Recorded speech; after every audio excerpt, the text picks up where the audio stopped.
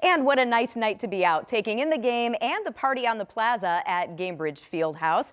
Problem is, all this dry weather we've been experiencing is now actually leading to some burn bans and, Angela, air quality issues too. Yes, and that's where we're going to start this evening, Jenny. Those air quality alerts, they've been expanded north for tomorrow, including a good part of central Indiana. Now, today we saw the worst of the air quality during the late afternoon and early evening hours. So just keep that in mind as you make your plans for tomorrow, especially if you suffer from upper respiratory problems. We do anticipate it becoming unhealthy for sensitive groups, especially late afternoon, early evening. Pretty comfortable at the bus stop tomorrow morning. Another mild start in the low 60s. Another warm afternoon. Highs tomorrow nearing 90.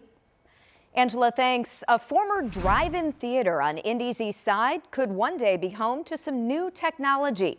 One city leader telling us a data center may be moving in. Our Logan Gay talked with neighbors in the Martindale-Brightwood neighborhood about what's next. Logan? Well, Jenny, it's a pretty busy spot, the old Sherman Drive-In near 25th and Sherman, and this plan for development is getting some mixed reaction. Data center proposals keep popping up all over Indiana. Before a final decision can be made about plans from Google in Franklin Township, City County Councilor Ron Gibson says a data center from the West Coast recently reached out to him about building a small one here in the location of the old Sherman Drive-In. I've indicated some support there initially.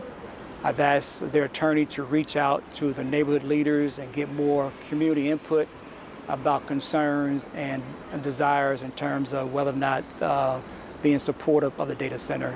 The company wants to remain anonymous while they fully vet the opportunity. Jonathan Brown has lived in the Martindale-Brightwood community all his life. He works right across the street from the old drive-in.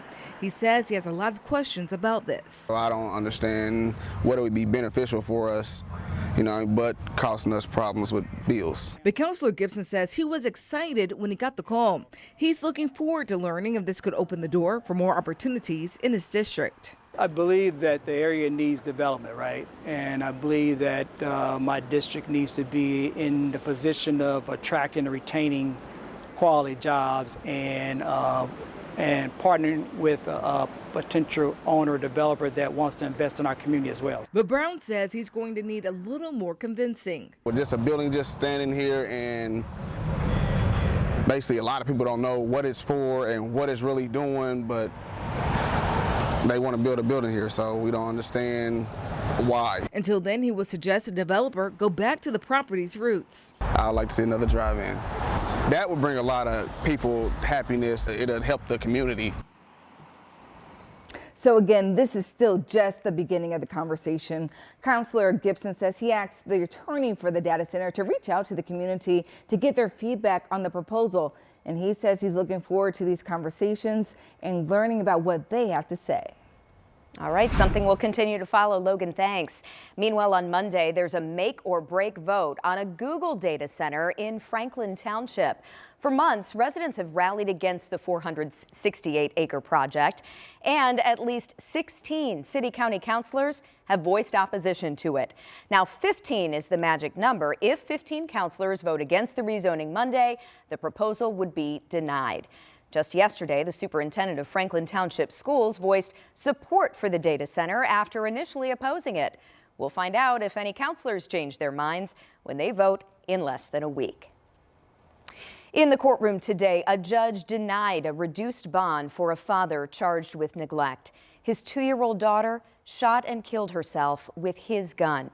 23-year-old Leonte Anderson had asked the judge to cut his bond to $8,000. Court records say Anderson's daughter Harmony found her father's gun on top of a shoe rack. She died in their Ralston Avenue home on July 11th. But Anderson wasn't charged until last month. That's when U.S. Marshals tracked him down in Chicago. Harmony's mother watched this hearing. She called our Rich Nye later, telling him she wants people to know that Anderson loves and provides for his children. The accident that happened was tragic, but the picture that they are trying to paint is not right. As if he was just this neglectful person. He didn't care or try for his kids. A family of 4 being broken apart. Now, the judge left Anderson's bond at $40,000 cash. He's due back in court next month. Here's a quick look at other stories making headlines right now. Tonight, a teenager is under arrest after a deadly shooting on the south side of Indianapolis. That shooting happened back in July near US 31 and Stop 11 Road. Police first got called to a reported car crash, but when they got there, they found 20-year-old Edier Hernandez Rivera shot inside the car. Officers arrested a 16-year-old yesterday in Carmel. Now, a northern Indiana man is in custody accused of threatening the U.S. Naval Academy in Annapolis. 23-year-old Jackson Fleming from Chesterton faces a charge of transmitting a threat in interstate communication. This all happened last Thursday. A source told NBC the person who made the threats was a student who'd been kicked out of the academy. Now to Greenwood, where leaders just approved fees for nursing homes that make non-emergency calls to 911. The fire chief told the city council last night, since 2022, long-term care facilities account for 15% of all the fire department runs each year.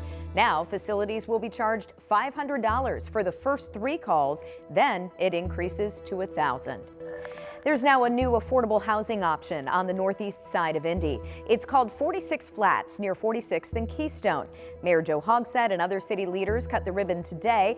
These apartments will provide 173 homes to people making between 50 and 60% of the median income in that area. More people are interested in becoming a Boilermaker than ever before.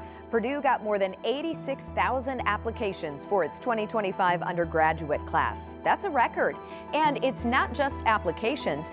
University leaders say graduation rates have reached an all-time high at Purdue, 68% for 4 years. Remember, you can always find the latest local stories anytime on our 13 News app.